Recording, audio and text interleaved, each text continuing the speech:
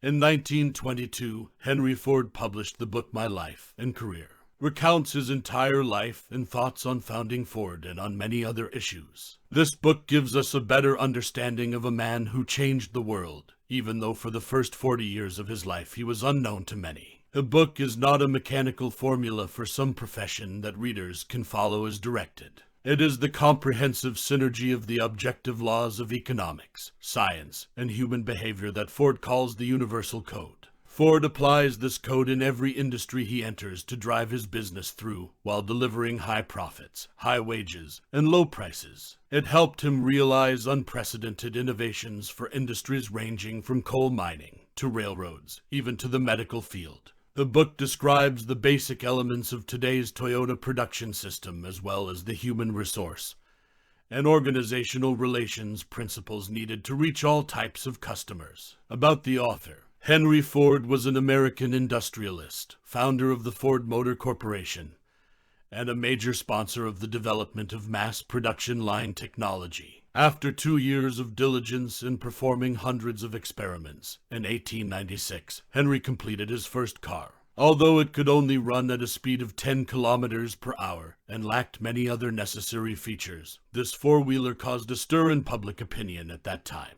He linked up with a number of partners, in turn forming different companies, specializing in the research and development of four-wheeled vehicles. In the summer of 1902, Henry and a friend refounded the company. In 1903, their company changed its name to Ford Motor. In just 5 years, 8 different generations of Ford cars were born. Thousands of orders from all over the world flew in. In order to be able to mass-produce the car, he installed a chain-based car production system. If with the old production method, each worker almost had to assemble a car with hundreds of components by himself. Now it only needs to perform a few stages. As a result, specialization is enhanced and product quality is also greatly improved. Perspectives. Henry's mother sees her son as a natural mechanic. The best moment of his childhood is every time he sees the traction engine, the steam locomotive used to pull the plow on the farm. Those were the first tractors that Ford noticed were not pulled by horsepower. He enjoyed the work of mending. By the age of 15, Henry was able to fix all kinds of errors and watches, and was widely regarded as the professional watchmaker of the region. But the ideal of no need to use horsepower always motivated him. Ford built a locomotive of his own and tested it out to reap on the farm. When he learned to be a mechanic at the age of 17, he always finished work ahead of time and continuously promoted in the workshop. In his spare time, Ford focused on researching and building kerosene engines, dreaming of designing a car of mankind, a means of transportation that could make commuting cheaper and bring safer trip for everyone. During a brief meeting with the scientist Thomas Edison, Henry's kerosene engine dream in his 20s was further reinforced when Thomas advised him to continue pursuing his passion despite the crowd. New electric energy is the future of mankind. Henry's boss promised to give him a promotion if he put this obsession aside. And can you guess how he reacted?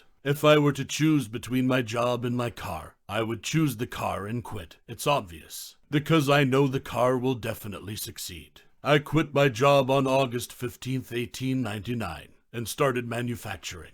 Reality. Because of the lack of funds, Ford teamed up with a group of inventors at the Detroit Car Company. He gradually realized that this group of people were only focused on making a quick profit instead of building a more advanced machine. So, after a year with 20 cars, he quit. 4 years later, at the age of 40, Henry founded the Ford Car Company with a total investment of $100,000. And he held a quarter of the shares. In the first year of production, more than 1,700 cars were shipped. Model A was trusted by everyone. In the second year, due to pressure from the board of directors, Ford added 3 new models to the market and increased product costs. But production decreased that year. Henry realized that he needed to take the reins of the company to grow it in his direction, use the proceeds from his sales. He gradually increased his shares to over 50%. And then gradually took all shares of the corporation. More than 10,000 cars were sold between 1908 and 1909, but the pressure to diversify products rested on his shoulders. On the contrary, Ford claims that the company sells only one model, the Model T, and not only that, he sells only one color. His famous quote was, "Any customer can get a car painted any color he wants while it is still black." Any customer can get a car painted any color he wants while it's still black. Success. While everyone assumed that falling auto prices would put the company on the brink of bankruptcy, Ford was counting on the rapid expansion of the market. And as intended, he built the largest corporation in the world, Highland Park, with the production of this product segment increasing from 6,000 cars to 35,000 units. Although the number of cars sold on the market increased nearly 6 times, the number of workers only increased almost twice. In the 1920s, the company recruited 50,000 more employees and produced 4,000 cars a day. There were 5 million cars produced in 1921 alone.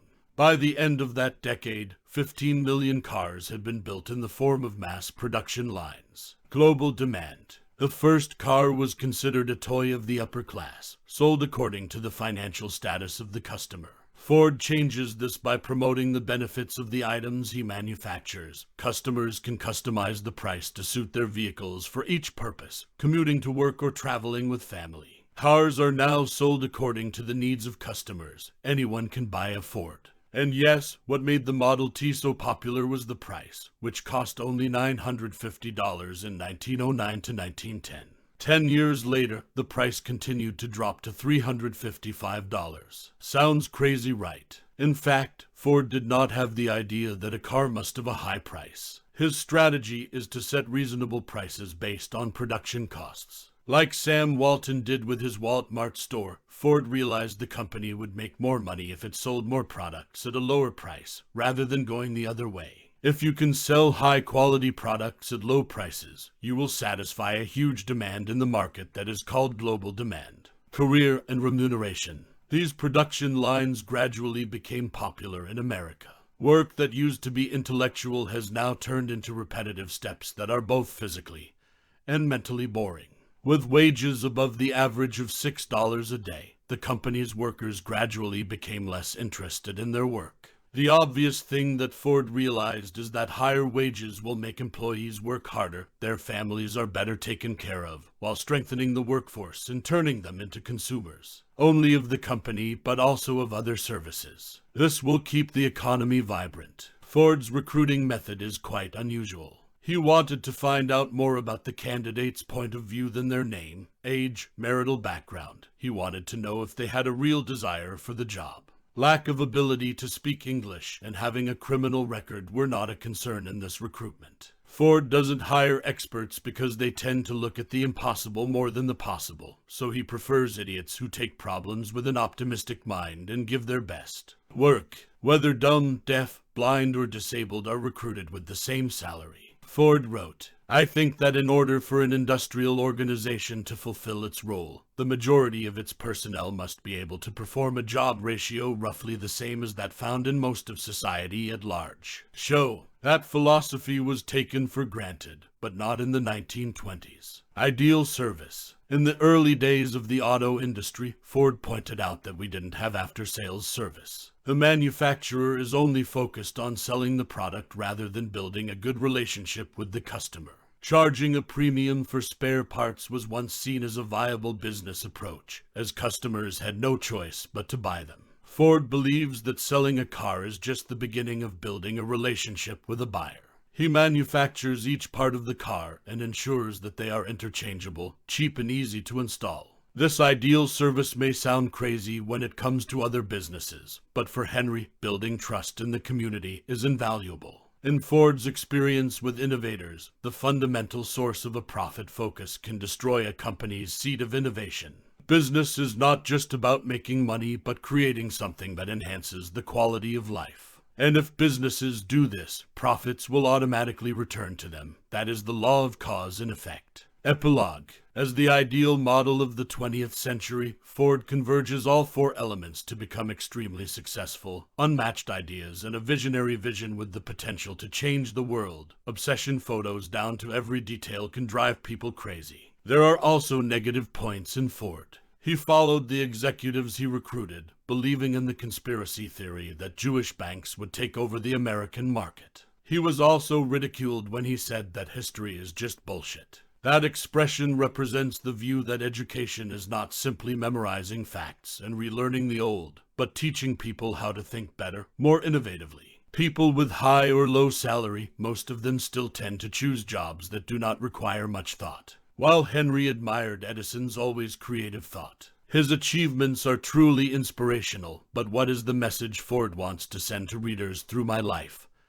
and career? He opposes worrying too much about saving and investing as we usually do. Ford once said, "Suppressing your ability and reducing your productivity is not frugality. On the other hand, you are throwing away the most abundant source of capital, throwing away the value of a practical investor." The first priority investment is to refine your thinking ability. It is sure to bring the best return.